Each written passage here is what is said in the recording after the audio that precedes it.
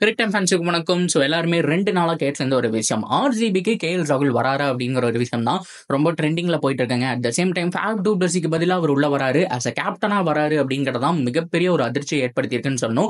சரி, ஓகே, 2 நாளா கேட்டிருந்தீங்க. அட் த சேம் டைம் இன்னைக்கு ப்ரெஸ் கான்ஃபரன்ஸும் நடக்குது, எல்லாத்தையும் சேர்த்து ஒரே வீடியோவை போடலாமே அப்படிங்கிற மாதிரி தான் இந்த வீடியோ நான் மேக் பண்ணியிருக்கேன். சப்போஸ் ஃபர்ஸ்ட் டைம் சேனல் வரீங்கன்னா மறக்காம சப்ஸ்கிரைப் பண்ணி சப்போர்ட் பண்ணுங்க. அப்போ தான் அப்டேட் எல்லாமே வந்து சேரும். சரி, வாங்க வீடியோக்குள்ள போகலாம். ஸோ ஃபர்ஸ்ட் ஆஃப் ஆல், ஒரு 3 நாளைக்கு முன்னாடி ரிஷப் பண்ட் ஃபார் சிஎஸ்கே அப்படிங்கிற மாதிரியான ஒரு விஷயம் ட்ரெண்டிங் ஆயிட்டு இருந்துச்சு. ஸோ அதுவும் போன வருஷம் எடுத்த டாபிக் தான். பட் இருந்தாலும் இந்த தடவை டெல்லி கேபிட்டல்ஸ்ல இருந்து ஒரு இன்சைட் ரிப்போர்ட் என்ன சொல்லியிருக்காங்க அப்படின்னா, மேக்ஸிமம் எல்லா பிளேயருமே விட்டுட்டு நியூ டீமை ஃபார்ம் பண்ண போறோம் அப்படிங்கிற மாதிரி சொல்லியிருக்காங்க. அந்த மாதிரியான டீம் நாங்கள் ஃபார்ம் பண்ணாதான் ஒரு நெக்ஸ்ட் 10 இயர்ஸ் அப்படிங்கிற மாதிரி வந்துட்டு பிளான்குள்ள வர முடியும் அப்படிங்கிற மாதிரியான விஷயமும் போயிட்டு இருக்கு.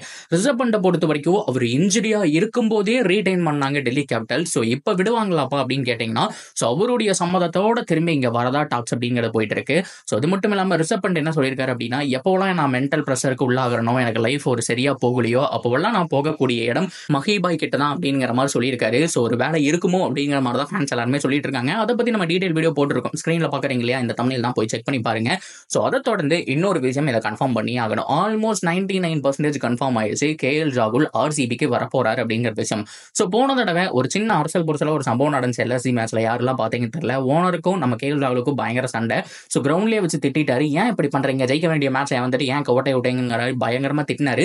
அப்புறம் ஒரு 2-3 நாளுக்கு அப்புறம் டின்னருக்கு கூப்பிட்டு சாப்பாடெல்லாம் போட்டு, ஸோ அதுக்கப்புறம் வந்துட்டு தனி ஃபிளைட்ல பிளேயர்ஸ் எல்லாம் போயிட்டாங்க. ஸோ அடுத்த கேப்டன் நிக்கலஸ் பூரன் அப்படிங்கிற மாதிரிலாம் பேசிக்கிட்டாங்க. ஸோ அப்புறமா கேஎல் ராகுல் வந்துட்டு ஜாயின் பண்ணாரு. ஸோ டின்னருக்கெல்லாம் கூப்பிட்டாங்காண்டி ஓகே, பிரச்சனை எல்லாம் சரியாயிடுச்சுன்னு நினைச்சோம். பட் இருந்தாலும் கேஎல் ராகுலை பொறுத்த வரைக்கும் ஆர்சிபிக்கு திரும்பி ரிட்டர்ன் ஆகிறதுக்கான சான்ஸ் அப்படிங்கிறது ஹைலி பாசிபிள். அவருக்கும் ஒரு ஆசை இருக்கிறதா சொல்றாங்க. பட் இருந்தாலும் அவரு கேட்கக்கூடிய ஒரு காஸ்ட் கேப்டன்சி அப்படிங்கிற ஒரு விஷயம் தான். ஸோ இந்த தடவை நீங்க பாத்தீங்க அப்படின்னா, ஆர்சிபியோட கேப்டன்சி லிஸ்ட் பெருசா இல்லவே இல்லை. யாரை கேப்டனா போடுறது, போட்டா இந்தியன் பிளேயர் ரஜத் பட்டேல் தான் போடணும். ஆனா எக்ஸ்பீரியன்ஸ் கிடையாது, கேப்டன்சி பொறுத்த வரைக்கும் எக்ஸ்பீரியன்ஸ் கிடையாது.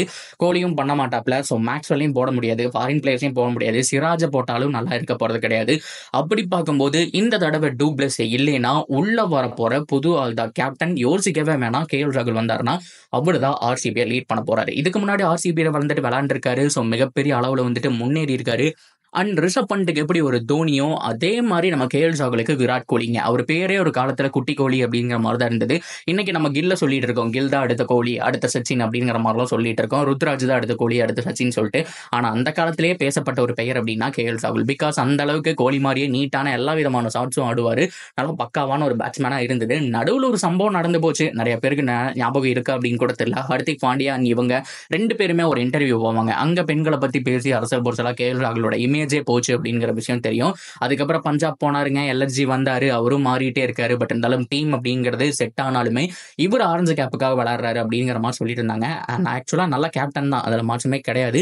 பட் இருந்தாலும் அவருடைய டீம்ல ஏகப்பட்ட குறைகள் அப்படிங்கறத நம்ம பார்த்துட்டு இருந்தோம். ஸோ இந்த தடவை ஆர்சிபி வரப்போறாரு அப்படிங்கிற மாதிரி சொல்லியிருக்காங்க. இதை தாண்டி பல ட்ரேடிங் அப்டேட் அப்படிங்கிறது வந்துட்டு இருக்கு. அந்த ட்ரேட் விண்டோல யாரெல்லாம் வருவாங்க அப்படின்னா, அந்த ரிஷப் பண்ட் வந்துட்டு சிஎஸ்கே போறது ஒரு விஷயம். At the same time KL ராகுல் உள்ள வராரு வித் கேப்டன்சியோட அப்படிங்கிறது ஒரு விஷயம்.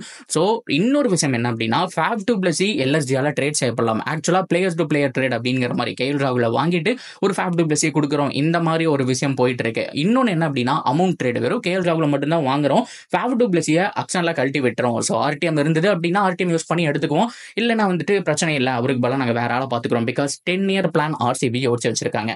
ஸோ இவரை பொறுத்த வரைக்கும் 40 வயசு ஆகுது. இப்போ வரைக்குமே அந்த டிஎஸ்கே மேட்ச் எல்லாத்துலயுமே பார்த்தோம்னா அவருடைய பர்ஃபார்மன்ஸ் நல்லா தான் இருந்திருக்கு. இப்போ மேஜர் கிரிக்கெட் லீக்லயும் பார்த்தோம் அப்படின்னா செம்மையா ஆடிட்டு இருக்காருங்க. ஸோ மாற்றமே கிடையாது. ஸோ அந்த அளவுக்கு அவர்கிட்ட அந்த பர்ஃபார்மன்ஸ் வந்துட்டு இருக்கு, லீடிங் ரன் கெட்டரா இருந்துட்டு இருக்காரு. அப்படிப்பட்ட டூ பிளஸியை டிராப் பண்ண மாட்டாங்க. பட் 10 இயர் பிளான் அப்படின்னா 40 வயசு ஆச்சு. ஸோ அப்படிங்கிற மாதிரி தான் யோசிப்பாங்க. என்ன நடக்க போகுதுன்னு தெரியல. ஆனா வந்தா கேஎல் ராகுல் தான் கேப்டன் அப்படிங்கிற விஷயம் தான் ஆணித்தரமா பேசிட்டு இருக்காங்க. அப்படியே கட் பண்ணி இன்னைக்கு நாள் அப்டேட்டுக்கு வந்தோம் அப்படின்னா, பிரஸ் கான்ஃபரன்ஸ் அப்படிங்கிறது ஃபர்ஸ்ட் டைம் ஃபேஸ் பண்றாரு கௌதம் கம்பீர் ஆஸ் அ கோச்சா. ஸோ அவரும் அஜித் அகர்கர் 2 பேருமே பார்த்தோம் அப்படின்னா அந்த ப்ரெஸ் கான்ஃபரன்ஸ் வந்திருந்தாங்க. ஸோ கேட்கக்கூடிய கேள்விகளுக்காக படாருன்னு சொல்லிட்டு உருனே மூஞ்சி வச்சு பேசிட்டு இருந்தாரு கௌதம் கம்பீர். ஃபர்ஸ்ட் கேள்வி எதை பத்தி கேட்டிருப்பாங்க நீங்க யோசிச்சீங்கன்னா, யோசிக்கவே வேண்டாம், வேற யாரு, விராட் கோலி பத்தி தான். விராட்டுக்கும் உங்களுக்கு இந்த பிரச்சனையே ஒரு வாய்க்கா தவறாரு போயிட்டு இருக்கு. ஸோ இதெல்லாம் வந்துட்டு சரிப்பட்டு வருமா, நீங்க அவரு கூட போய் கோச் பண்றது இதெல்லாமே நடக்குமா, அவங்க 2 பேத்துக்குமே ஆகாது அப்படின்னு கேட்டப்போ பலார் அப்படின்னு அடிக்கிற மாதிரி ஒரு விஷயம் சொன்னாரு. அது எப்படி நீங்களே முடிவு பண்ணலாம், நான் கோச்சா வந்ததுக்கு அப்புறம் முதல் மெசேஜ் நாங்க 2 பேரும் மாத்திக்கிட்டோம் அப்படின்னா, ஸோ அவர் தான் வந்துட்டு எனக்கு அனுப்புனாரு. ஸோ நாங்கள் 2 பேருக்குமே எந்த விதமான ப்ராப்ளம்ஸும் இல்லை. ஸோ ஃபைட் அப்படிங்கிறது நல்லா நண்பர்களுக்குள்ள வரத்தான் செய்யும். மற்றபடி நாங்கள் 2 பேருமே பேசிக்கிட்டோம். அவர் ஒரு மிகப்பெரிய பிளேயர், அதெல்லாம் மாற்றம் கிடையாது. ஸோ சரியான டைமில் சரியான இடத்துல யூஸ் பண்ணணும், அதுதான் ரொம்ப முக்கியம். எங்கள் 2 பேத்துக்குள்ள எந்த விதமான பிரச்சனையும் இல்லை. டீம் கொஞ்சம் ஸ்மூத்தாக தான் போகும் அப்படிங்கிற மாதிரி கௌதம் கம்பீர் ஓப்பனாக முதல் விஷயமே அதை சொல்லி க்ளோஸ் பண்ணிட்டாரு. இதை பற்றி கேள்வி எடுக்காதீங்க அப்படிங்கிற மாதிரி. அப்புறம் அஜித் அகர்கர் பொறுத்த வரைக்கும் சூரியகுமார் கேப்டனை பற்றி நீங்கள் என்ன நினைக்கிறீங்க அப்படின்னு கேட்டப்போ ஏகப்பட்ட இன்ஃபர்மேஷன்ஸ் அப்படிங்கிறதெல்லாம் கிடைச்சிட்டு இருந்துச்சு. சூரியகுமார் யாதவ் உண்மையாலுமே ஒரு சூப்பரான பிளேயர் தான். பட் இருந்தாலும் கேப்டன்சி பொட்டன்ஷியல் அவர்கிட்ட இருக்கு. ஆனால் நிறைய பேருக்கு வெளியில் தெரியறதில்ல.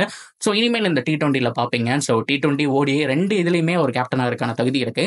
இருந்தும் ஹர்திக் இருக்கும்போது ஏன் அவரை போட்டோம் அப்படின்னு நீங்கள் கேட்டிங்கன்னா, ஸோ ஹர்திக் ஃபிட்னஸ் இஷ்யூ இருக்கு, எப்போ வேணாலும் வெளியில் போகலாம். ஸோ இந்த மாதிரியான ப்ராப்ளம் இருக்கு.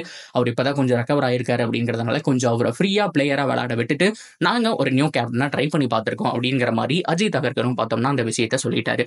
ஸோ இந்த விஷயம் தான் சோசியல் மீடியாவில் கொஞ்சம் வைரலாக போயிட்டு இருக்குன்னு சொன்னோம். ஸோ ஓவராலாக எல்லாம் கவர் பண்ணிக்கிட்டேன்னு நினைக்கிறேன்.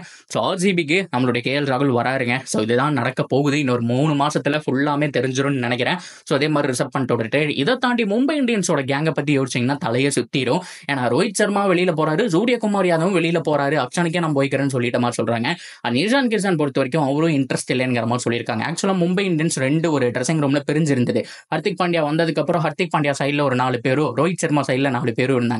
அதில் இஷான் கிஷன் எல்லாருமே ஹர்திக் பாண்டியா சைடில் தான் இருந்தாங்க. ஸோ இதனால சில பிரச்சனைகள் அப்படிங்கிறதெல்லாம் போயிட்டு இருந்தது அப்படிங்கிற மாதிரியும் சொல்லிட்டு இருந்தாங்க. ஆனால் ஹர்திக் இப்போ எல்லாருமே மனசார ஏற்றுக்கிட்டதுனால இது என்ன வேணாலும் நடக்கும் அப்படிங்கிற மாதிரியான டாக்ஸ் தான் போயிட்டு இருக்கு. ஆக்சுவலாக இது எல்லாமே ரூமர்ஸ் தான் அப்படின்னா கூட 2 விஷயம் நடக்கிறதுக்கான சான்ஸ் இருக்கு. ஒன்று ரிசர்வ் பண்ணிட்டுடைய ட்ரேட், இன்னொன்று KL ராகுலுடைய ட்ரேட்.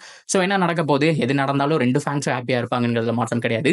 நீங்கள் ஹாப்பியாக KL ராகுலை RCBக்கு வரவேற்பீங்களா, ரிசர்வ் பண்ணிட்டு CSKக்கு வரவேற்பீங்களா அப்படிங்கிறத தாராளமாக கமெண்ட்ல சொல்லுங்க.